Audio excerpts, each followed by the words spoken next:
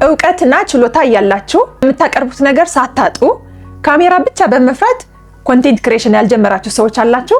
እንኳን ደስ አላችሁ።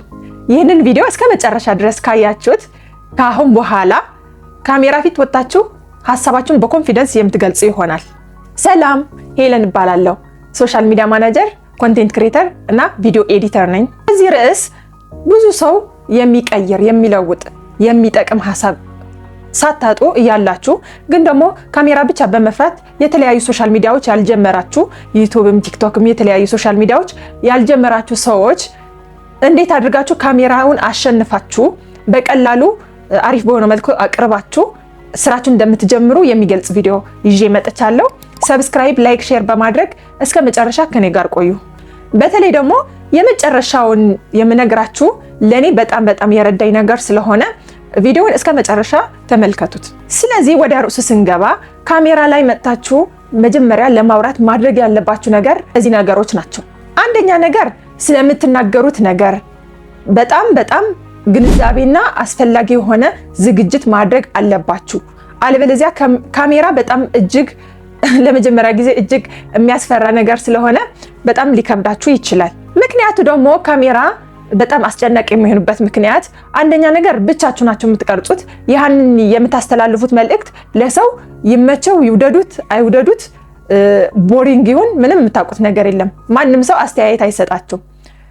ግን ደግሞ ከሰዎች ጋር ቆማችሁ ሐሳብ ስታካፍሉ ከሰዎች ጋር ኦዲየንሶች ጋር ሆናችሁ ሐሳብ ስታካፍሉ ግን ቢያንስ ፊታቸው የሰዎቹ ፊት አይታችሁ የምትናገሩት ነገር አሪፍ መሆንና እንዳልሆነ ማወቅ ትችላላችሁ። ስለዚህ ካሜራ በጣም አስጨናቂ ነገር ነው። ፊት ቆሞ ሐሳብ መግለጽ ግን የተሻለ የሚሆነው ማለት ነው። ለዚህ ነው እና ካሜራ በጣም አስጨናቂ ስለሆነ መጀመሪያ ማድረግ ያለባችሁ ነገር የምታቀርቡት ነገር በጣም ሬዲ ሆናችሁ ልትጀምሩት ይገባል ማለት ነው። ሌላ ደግሞ ካሜራ ፊት ስንወጣ በጣም የሚያስቸግረን ካሜራ የምንፈራ ካስተዳደጋችን ነው። ለምሳሌ ምንም ነገር ስናወራ አይባልም እረፉ ምናምን እየተባልን እንደ ኢትዮጵያ እየተባልን ስላደግን ሐሳባችን ወጥተን መናገር ይከብደናል።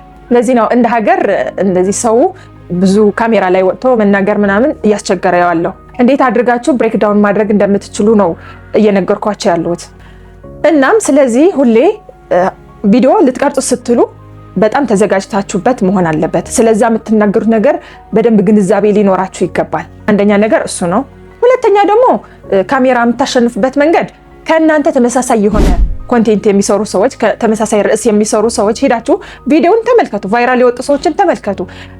እንዴት ነው የሚናገሩት የሚለውን ሁሉም ነገር ስታይላቸው ምናምን አይታችሁ ጥሩ ነገር ከሆነ እናንተም በዛ ስቴፕ መሄድ ትችላላችሁ እና ይሄም ይረዳችኋል ብዬ አስባለሁ። ሁለተኛ ማለት ነው። ሶስተኛ ደግሞ ሐሳብን በእርጋታ መግለጽ፣ አለመቸኮል። በእርግጥ ቀስ ብላችሁ ቪዲዮ ስትሰሩ ኤዲቲንግ ትንሽ ጊዜ ሊፈጅባችሁ ይችላል። ነገር ግን ቀስ ብላችሁ ሐሳባችሁን ስትገልጹ አንደኛ ነገር የምታወሩትን ነገር ቀስ ብላችሁ ሐሳባችሁን ሰብስባችሁ ስለምታወሩት ለዚህ በጣም ይረዳችኋል እና ቀስ ባለመልኩ ረጋ ስለው ሆናችሁ ሐሳባችሁ መግለጽ አለባችሁ ማለት ነው። አሁን ድሮ የኔ ቪዲዮዎች ብታያቸው በጣም ነው የሚያስቁ።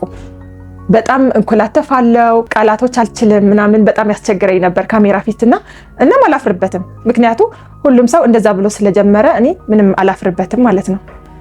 አራተኛ የሚጠቅማችሁ ነገር ደግሞ የምታወሩትን ርዕስ ዋና ሜን የሆነ ፖይንቱ ኖት ላይ መጻፍ አለባችሁ።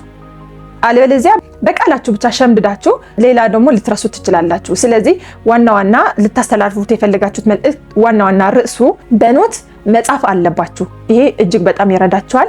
እናም ደግሞ ካሜራ ፊት ስታወሩ ወደ ሌንሱ ነው መመልከት ያለባችሁ። ቀጥታ ወደ ሌንሱ ነው መመልከት ያለባችሁ። አልበለዚያ ወደ ጎን የምታይ ከሆነ ሐሳባችሁ ሊሰረቅና ልትረበሹ ትችላላችሁ ማለት ነው። አምስተኛ እና አስፈላጊ የሆነው ደግሞ ስታወሩ ቦዲ ላንጉጅ መጠቀም አለባችሁ። እጃችሁ እንደዚህ ማንቀሳቀስ አለባችሁ ምናምን ፊታችሁ ሳትጨናነቁ እንደዚህ ሪላክስ ሆናችሁ መልእክታችሁን ማስተላለፍ አለባችሁ። ምክንያቱም ጭብጥ ብላችሁ ተጨናንቃችሁ እየፈራችሁ ምናምን መልእክቱን የምታስተላልፉ ከሆነ አንደኛ ነገር ሮቦት ነው የምትመስሉ፣ ሁለተኛ ደግሞ ሐሳባችሁ ይሰረቃል። ሐሳባችሁ ሰብሰብ አታረጉትም። የሆነ ነገር ሐሳቦች ይገባሉ በመሃል እና የምታስተላልፉት መልእክት ትክክለኛ ላይሆን ይችላል ማለት ነው። ስለዚህ በቀላሉ ቦዲ ላንጉጅ መጠቀም አለባችሁ። ሪላክስ ሆናችሁ ልክ ጓደኛችሁን እንደምታወሩት አይነት ሆናችሁ ስሪሱ ናችሁ ማውራት አለባችሁ ማለት ነው። ሰባተኛ ደግሞ ስፔሻሊ እናቶች እንቸገራለን በዚህ ጉዳይ። እኔም ሁሌ እቸገራለሁ። ጫጫታ፣ ረብሻ ምናምን ያለበት ቦታ ሆናችሁ አለመቅረጽ። ምክንያቱ ሀሳባችሁን ይበታተናል እና ደግሞ የምትቀመጡበት ወንበርም ይሁን ሶፋም ይሁን ጠረጴዛችሁም ይሁን ስቴብል የሆነ የተስተካከለ መሆን አለበት እና እኔ አንዳንድ እናቶች በእርግጥ ሊያስቸግሩኝ ይችላሉ። መሀል እየገቡ ልጆች ምናምን ያስቸግራሉ። ጫጫታ ሊኖር ይችላል። ግን ደግሞ እነዚህ ልጆች ምናምን ከሌሉ ወይም ደግሞ ልጆች ሊጫወቱ በሄዱበት ሰዓት፣ በተኙበት ሰዓት ቀረጻ ብታደርጉ ጥሩ ይመስለኛል።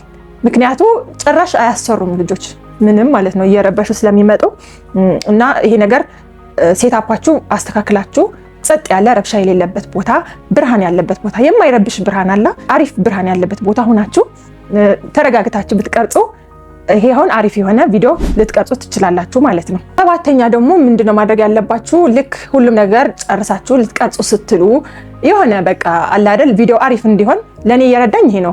አሪፍ እንዲሆን የሆነ በቃ የምትወዱት ነገር ቡናም ሊያነቃቃችሁ የሚችል ነገር ቡናም ሻይም ሊሆን ይችላል፣ ውሃም የሆነ የለመዳችሁት ነገር አላ ለትንሽ ደቂቃ ጠጥታችሁ ብትጀምሩ፣ ውሃ ጠጥታችሁ ብትጀምሩ ጥሩ ነው። ሀሳባችሁ ሰብሰብ ይላል፣ ንቅት ያለ አሪፍ የሆነ መልእክት ታስተላልፋላችሁ እና ይሄም አንዱ ይጠቅማችኋል ማለት ነው።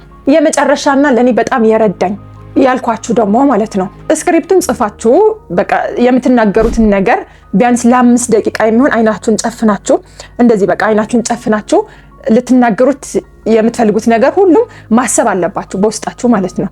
ከዛ ምን ይሆናል አይምሯችን ሰብሰብ ስለሚል አንደነባበርም ማለት ነው። ምንድነው የሚባለው?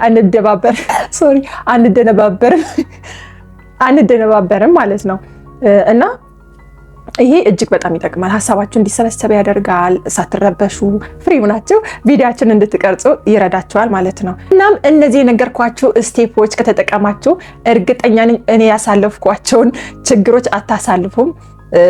ካሜራ ፊት መጥቶ ማውራት በጣም ቀላል ነው የሚሆነው ለእናንተ። ይህን ተጠቅሙባቸው። ሶሻል ሚዲያ በጣም ጥሩ ነገር ነው። ለጥሩ ነገር ከዋላችሁት መልካም ነገር ሰው ብዙ ብር እየሰራበት ነው። በእርግጥ ዩቱብ ትንሽ ጊዜ ሊፈጅ ይችላል፣ ግን በቃ ጎበዝ ከሆናችሁ ቶሎ እንትን ካላችሁ መስራት ትችላላችሁና ተጠቀሙበት። ካሜራ አትፍሩ። ሁሉም ሰው የመጀመሪያ ቪዲዮ ብታዩት በጣም ነው የሚያስቀው። ሁሉም ሰው ችሎ ጎበዝ ሆኖ ምናምን አይደለም። ሞክሮ እየተሳሳተ እያስተካከለ ነው አሪፍ ነገር በኋላ ላይ የሚደርሰው። አሪፍ የሆነ ስቱዲዮ፣ አሪፍ የሆነ ማይክ፣ አሪፍ የሆነ ሁሉም ነገር የሚያደርጉት ገና ድሮ ከ2 ዓመት ከ3 ዓመት በፊት ልክ እንደኛ ነበሩና እናንተም ካሜራ አትፍሩ። እውቀታችሁን፣ ምርታችሁን በሶሻል ሚዲያ ካላስተዋወቃችሁ በጣም እየተሸወዳችሁ ነው። ሶሻል ሚዲያ ተጠቀሙ ብዬ እመክራችኋለሁ። እነዚህ መንገዶች ከጠቀማችሁ ይጠቅመናል ብላችሁ ካሰባችሁ፣ እርግጠኛ ነኝ እንደሚጠቅማችሁ፣ ይጠቅመናል ብላችሁ ካሰባችሁ ቪዲዮውን ሰብስክራይብ፣ ላይክ፣ ሼር አድርጉልኝ። እናም ደግሞ የኔ ቪዲዮዎቼ ላይ ማስተካከል ያለብኝ ነገር ካለ ወይ ጥያቄ ካላችሁ እናም ደግሞ እንድሰራላችሁ የምትፈልጉት ርዕስ ካለ ኮሜንት ላይ አሳውቁኝ።